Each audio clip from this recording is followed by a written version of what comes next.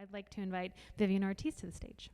So I'm going to start off with my personal story. I am a military brat. My father was in the Army, served for 26 years. We traveled all over the country, also some time in Europe. We had bikes when we were kids. A lot of those bikes were lost in many of the moves that we did. My parents were Puerto Rican. My father was drafted, as I said, so we've been living in the United States for all of that, the 52 years that I have been on this planet, okay? So about maybe 7 years ago, I thought, I think I want to start riding a bike again because it was something that I enjoyed. I was not an athletic kid. And in my mind, riding a bike was just like carefree, the way it had been when I was a child. So a couple of years ago, went to Martha's Vineyard with a girlfriend that was visiting. As many people say, riding a bike, you get on it and you just exactly know what to do. Not quite the fact for me, okay? Riding on a bike path with little kids that are doing all this stuff, I basically threw myself into the wall when I was at a point where I couldn't figure out what the damn gears were doing, okay? So I thought this is much more different than when I was a child, so let me figure out what's going on. Thanks to the Boston Bikes and the city's initiative to get women on bikes, I heard about the Women's Learn to Ride Clinic that was taking place at the first annual Women's Bike Festival. So I signed up for that as I was getting off the bus. Oh, one very important note, in the 6 years that I've lived, or 8 years that I've lived on the East Coast, I have chosen not to have a car. Being from El Paso, I never remember like people on bikes, getting on the bus. Why would I do that? I had a car. So folks think, why is it that she doesn't? When I moved to the East Coast, less stress, get on my feet, or get on the bus. So I have been a faithful MBTA rider since I moved here. An hour and a half commute that I had at my former job going each way.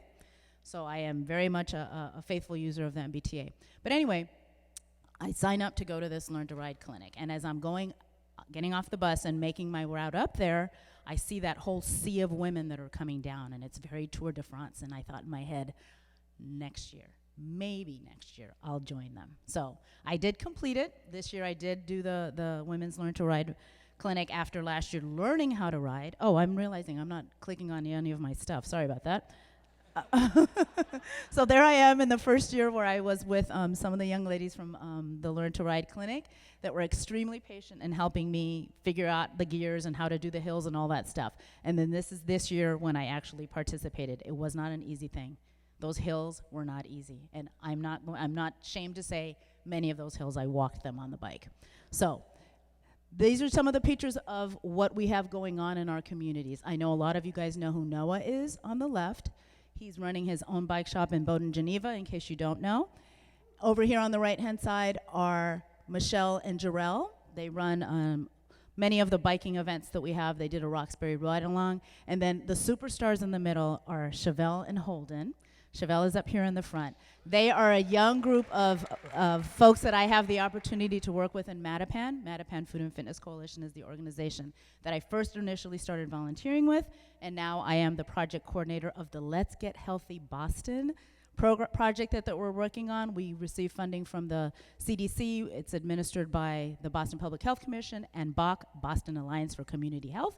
We have 75 community champions, healthy community champions throughout the city. Some of them are here. You saw earlier when we got our pictures taken, we're working on active transit, which means getting folks on bikes and walking. We're working on access to healthy food and also increasing the number of smoke-free housing units that we have throughout the city. So that was the plug for the project I'm working on. So Holden and Chevelle, 5 years ago, decided that they wanted to, with some other folks and the support of the Mattapan Food and Fitness Coalition, to put together a biking event because they wanted the rest of the city to know, yes, in Mattapan, Black people do bike. So we just celebrated our 5th anniversary. It's a wonderful, wonderful event. July 23rd, make sure you put that on your calendars. We want you to come.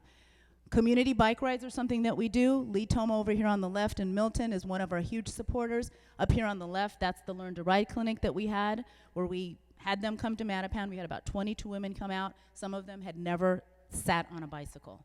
And some folks would say, but why is that? Why have they never ridden a bike? Depending on what your background is, that's not something that was acceptable. My almost 90-year-old mother in Puerto Rico never, ever rode a bike. That wasn't acceptable for a girl to do. So think about that when you're thinking, well, everybody knows how to ride a bike. Not necessarily. This is the condition that we live in Mattapan, all right?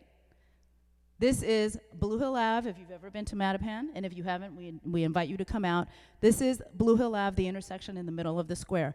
One thing that's very important that's missing, that's invisible, is the crosswalk. If you needed to get from one point to the other, you've got 8 lanes of traffic that you need to cross with absolutely no crosswalk, okay? The name of my presentation, as I had written in there, is Invisible, and I'm asking invisible to whom? These are not things that are invisible to us.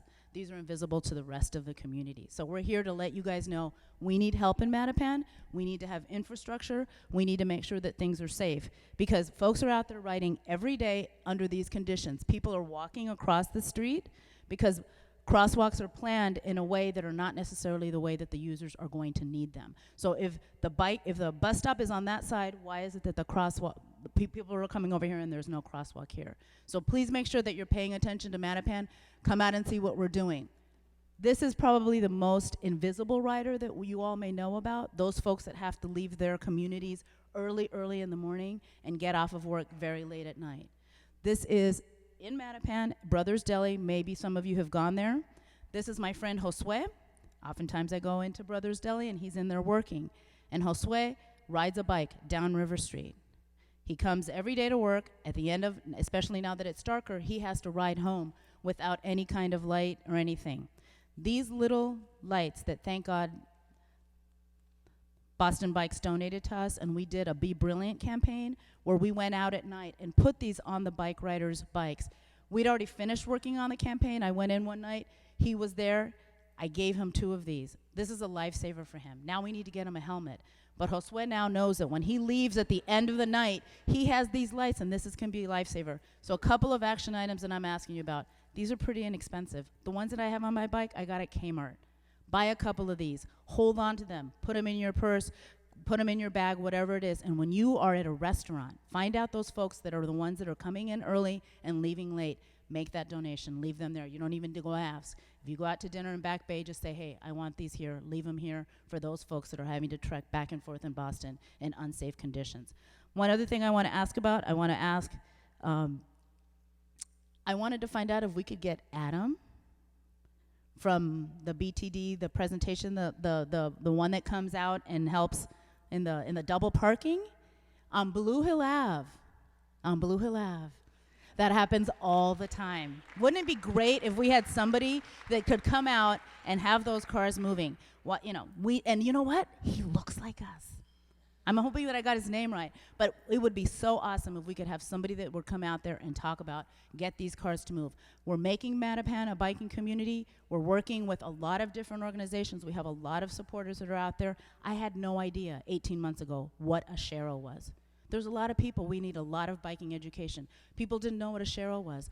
We don't have Cheryls. We don't even have inviting opportunities. I ride down River Street when I'm riding my bike, and I noticed the other day, there's nothing on there that makes it inviting. There's nothing on there that tells the car drivers, you need to share this. So when I do ride my bike to work, the 7 minutes that it takes me whenever I do, I kind of have to say a prayer and just say, go for it.